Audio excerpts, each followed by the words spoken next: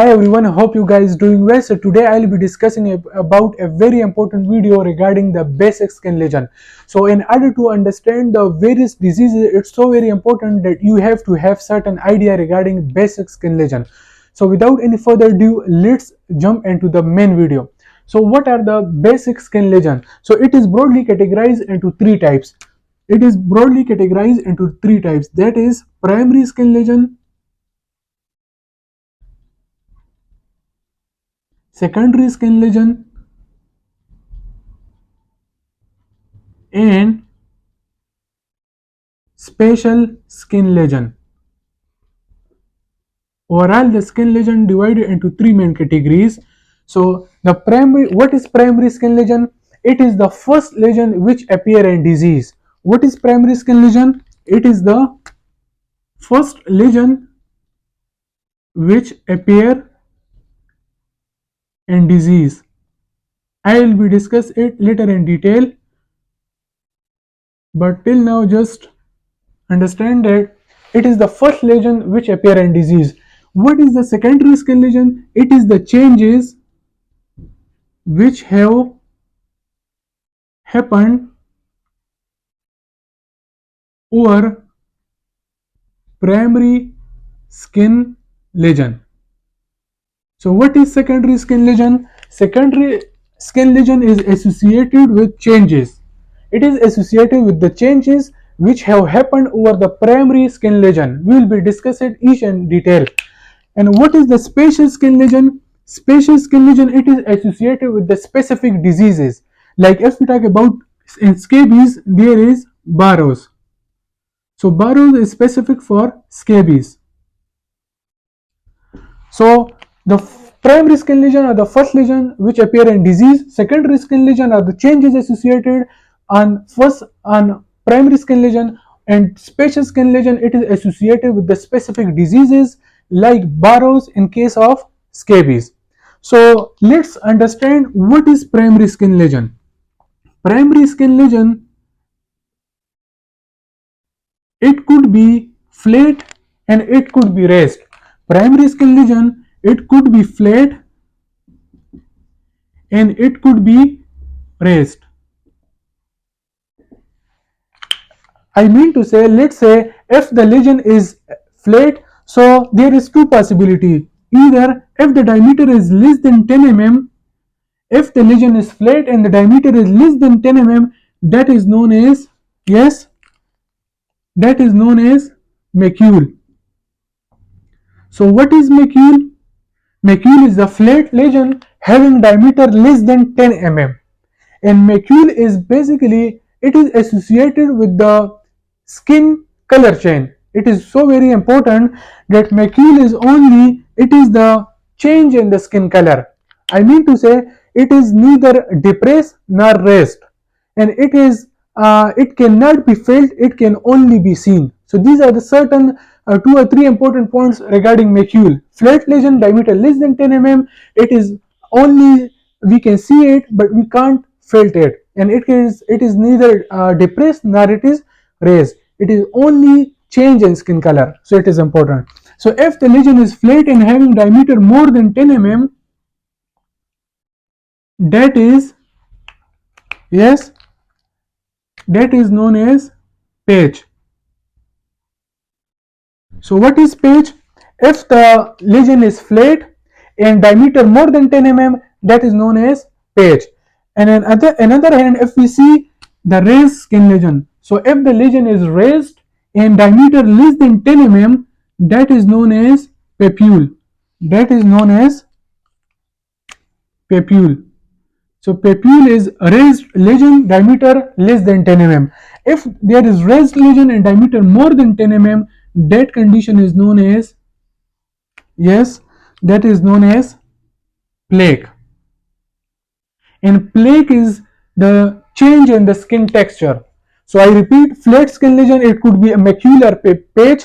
Macule diameter less than 10 mm, patch is more than 10 mm. Macule is only, it is the change in skin color. While raised skin lesion, it could be papular, it could be plaque. If the diameter is less than 10 mm, that is papule. If the diameter is more than 10 mm, that is plaque. and plaque is the change in the skin texture. So these are very important. Now in another hand, if we see the raised lesion constituency, the raised lesion constituency, let's say this is raised lesion. So raised lesion, it could be liquid fill, it could be liquid fill, it could be pus fill, and it may be solid. So if there is raised lesion and that raised lesion it consists of fluid, so that is liquid filled. So if the diameter is less than 10 mm, if the diameter is less than 10 mm, we can say this is vesicle. Okay, if the diameter is less than 10 mm, that is vesicle. If the diameter is more than 10 mm, that is bulla. So there is a raised lesion having fluid filled, and if the diameter is less than 10 mm, that is vesicle. If the diameter is more than 10 mm, that is bulla. In another hand, if there is raised lesion and it consists of pus, so that is known as pustule. It's easy. If there is raised lesion, it consists of pus, that is known as pustule. What is pustule? It is basically pus collection, which it means it is the collection of neutrophil. It is the collection of neutrophil. Pustule is the collection of neutrophil, while the larger collection of pus is known as abscess. The large collection of pus is known as abscess. This is the difference between the pustule and abscess. Pustule is a collection of neutrophil, and it is a collection of pus, while abscess is the large collection of pus. That is known as abscess. While if there is raised lesion and it is solid, if it is solid, that is known as nodule. Raised lesion and it is solid, that is known as nodule. Its diameter, actually its depth is more as compared to its diameter, so it's important. So that's all about the primary skin lesion. There are certain terminologies that you have to have certain idea about that. So let's discuss those terminologies. There is extravasation of RBC. Whenever there is extravasation of RBC, and that condition, there are three different terms is in the form of the petechiae, purpura, and ecchymosis.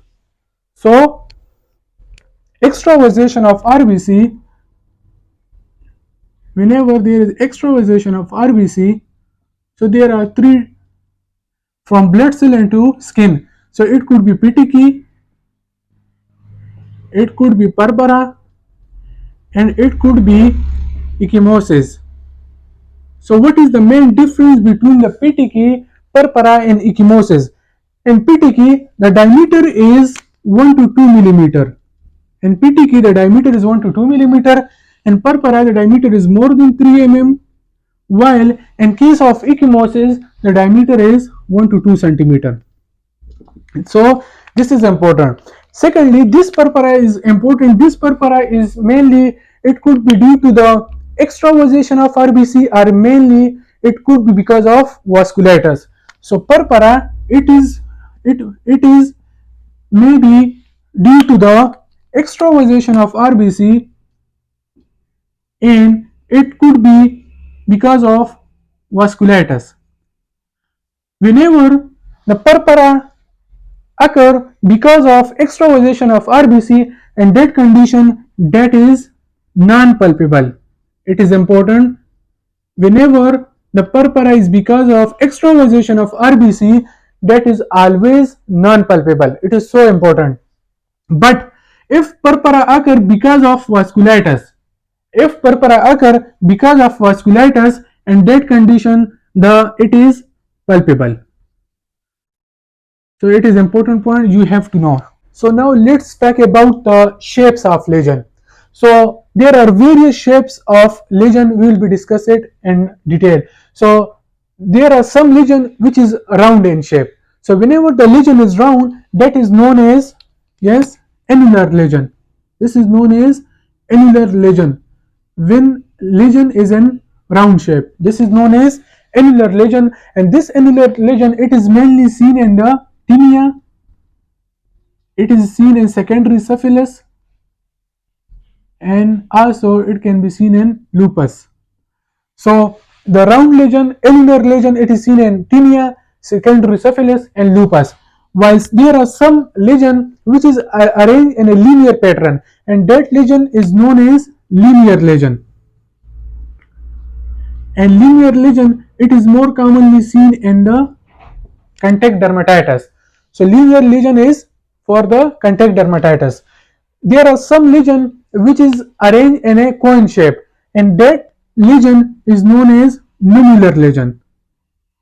This is known as nummular lesion, and it is mainly associated with the chronic eczema. So the annular lesion, it is mainly seen in chronic eczema, while there are some lesion which is located in the specific area, in the specific target area. That's why that lesion is known as targetide lesion. So targetide lesion is located in various targets areas, and it is mostly seen in erythema migrans. It is seen in erythema multiformes. So targetide lesion is seen in erythema multiforme, in erythema migrans, while there are some lesions which are of web-like space, and this is known as the reticular lesion. Reticular lesion is mainly seen in the levido reticularis. So reticular lesion seen in the levido reticularis, while there are some lesion which look like a snake. So snake-like lesion, and that is known as serpiginous lesion. That is known as serpiginous lesion, which is a branching pattern lesion mainly associated with the parasitic infection. While there are certain herpetiform lesion, these herpetiform lesion, it is the arranged in a group of clusters of, it is arranged usually in the clusters papule and vesicle, and usually it is seen in dermatitis herpetiforms. While zoster it is confined to dermatomes. It is confined to various dermatomes. Mainly, it is seen in the condition of shingles. Okay, so there are certain lesions. There are some lesion are annular lesion in the form of tinea, secondary syphilis, or lupus. Some lesion are linear lesion in the form of contact dermatitis. Nummular lesion is seen in chronic eczema, which is a cone-shaped lesion. Targetide lesion is specific for the erythema multiforme or erythema migrans. There are some lesion which are reticular lesion in the form of livido reticularis. Some lesion are serpiginous lesion which is associated with parasitic infection. There are certain group of papular vesicles which is known as herpetiform lesions, and there are certain lesion which is confined to dermatomes, and that is in case of shingles. Now there is another condition that is known as wheal. So wheal is erythematous edematous. Wheal is erythematous edematous, effervescent, and itchy. So what does it mean? It means, what is wheal basically? Wheal means that it is erythematous. Erythematous means it is red because of vasodilation, and edematous means a bit swelling because of fluid retention, and while effervescent means that it disappears within 24 hours, and itchy means that it's a bit pruritus as well. So whenever patient comes to you with a typical history that I have a erythematous, I have a red skin, it is bit swell and it get disappear within 24 hours, somehow it's itchy as well. So this is a typical features for the wheal, and this wheal is seen in the, it is specific for the urticaria. This is the typical feature for the urticaria. So erythematous, edematous, effervescent, and itchy. So red in color, bit swelling, and it get disappear within 24 hours, and it's itchy, and this is seen in case of urticaria. Angioedema, it is the swelling of mucous membrane. talk about the secondary skin lesion. Secondary skin lesion, these are the changes which have happened over the primary skin lesion. So there are certain terminologies. What is basically scase? So these are the visible exfoliation of the stratum corneum. What is scase?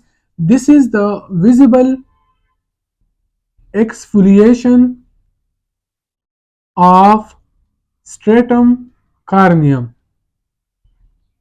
So visible exfoliation of stratum corneum is known as scase. So in certain diseases the scase are vary. Like if we talk about in psoriasis, there is white silvery scase.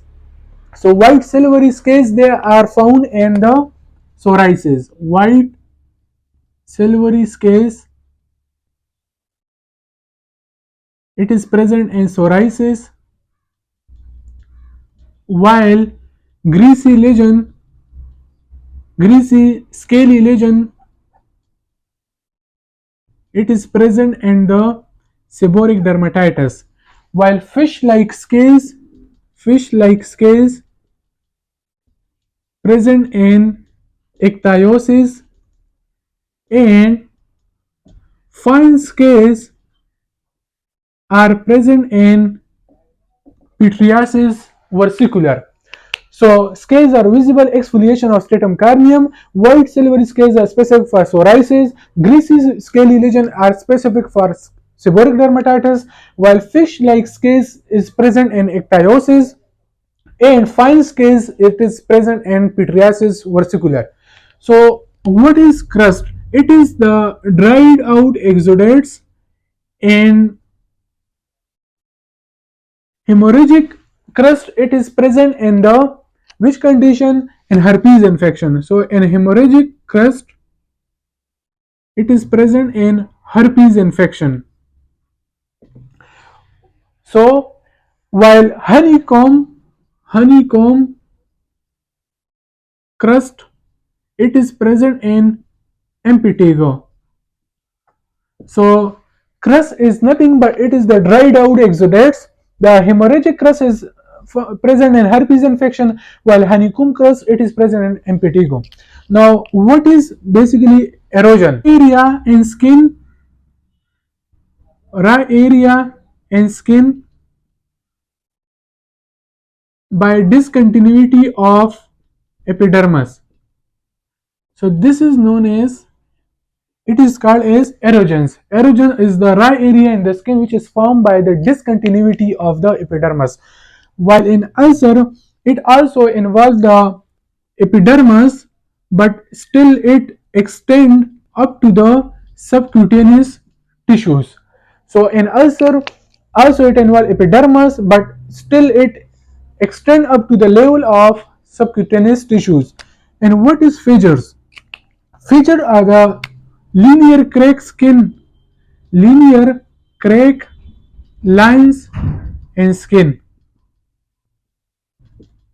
While what is lichenification? Lichenification consists of a special triad. Triad consists of skin hyperpigmentation, skin thickening, and increase skin marking. So lichenification consists of a special triad. That triad consists of skin hyperpigmentation, skin thickening, and increased skin marking. And this lichenification, it is because of chronic itching. So let's talk about the special skin lesion. As I discussed earlier, it is associated with the specific diseases. Like in scabies, there is Barrows.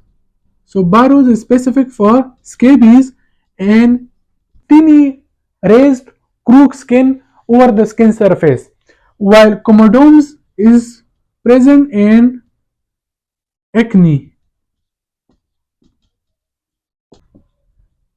Telangiectasia is the visible dilatation of dermal capillaries.